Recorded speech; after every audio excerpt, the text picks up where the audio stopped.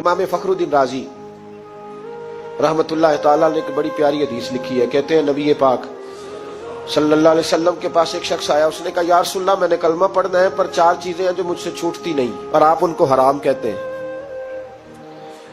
तो हुजूर आप हुक्म करें क्या करूं? फरमाया चल तू बोल वो क्या है? कहने लगा जी मैं शराब का भी आदी हूं। माअज़ल्लाह, बोलिए अस्तगफिरुल्लाह, सारे बोलिए मैं शराब का आदी हूं, मुझसे छूटती नहीं। और फिर कहने लगे मैं चोरी का भी आदी हूं, जाती नहीं। और तीसरी बात यह कि मैं माअज़ल्लाह सुम्मा माअज़ल्लाह जिना का भी आदी हूं। और चौथी मेरे अंदर बीमारियां कि मैं झूठ बहुत बोलता हूं। ये आदतें छूटती नहीं, मैं इनके होते हुए कलमा कैसे पढ़ूं? आपके दीन में ये शदीद बुरी चीजें और मुझसे छूटती नहीं, तो क्या हुक्म है?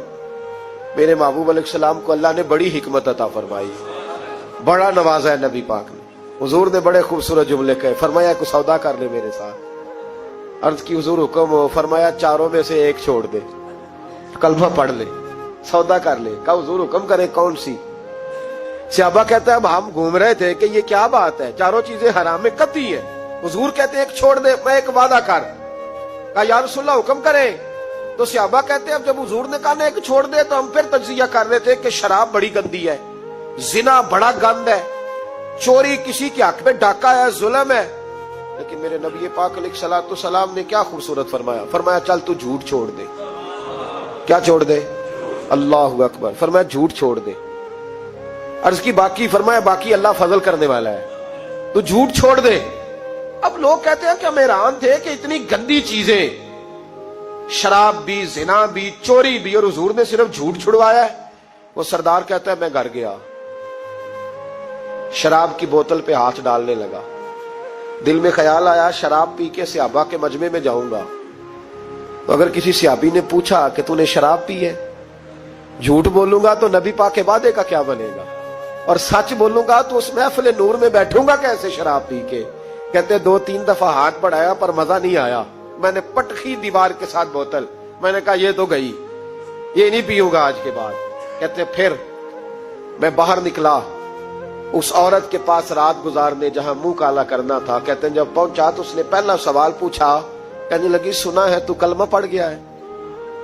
कहते बस वजूद चकनाचूर हो गया। कहते बिजलियां दौड़ गई। मैंने कहा अगर झूठ बोलूं तो हुजूर के वादे का क्या बनेगा?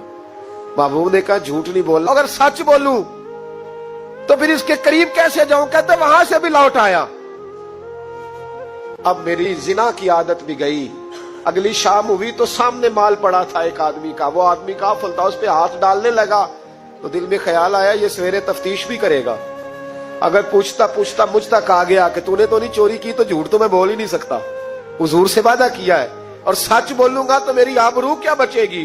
कहते शाम एक दिन में गया, अगले दिन की शाम हुई तो सिर्फ सच की आदत अपनाई, मेरा जिना भी गया, मेरी चोरी भी गई, मेरी शराब कबाब भी गए। कहते तीसरे जाके दरवाजा रसूल पे बैठा, सहाबा बाकी अपना काम करते रहे, मैं सिर्फ मुस्तफा का चेहरा तकता रहा, मैं बस चेहरा तकता रहा। देर हो गई तो एक सहाबी कहने लगे क्या देख रहे हो? तो मैंने कहा इस रसूल का कमाल देख रहा हूं, इस महबूब का कमाल देख रहा हूं। एक झूठ छुड़वाया है तो रब करीम ने मुझे सारे तकवे अता फरमा दी।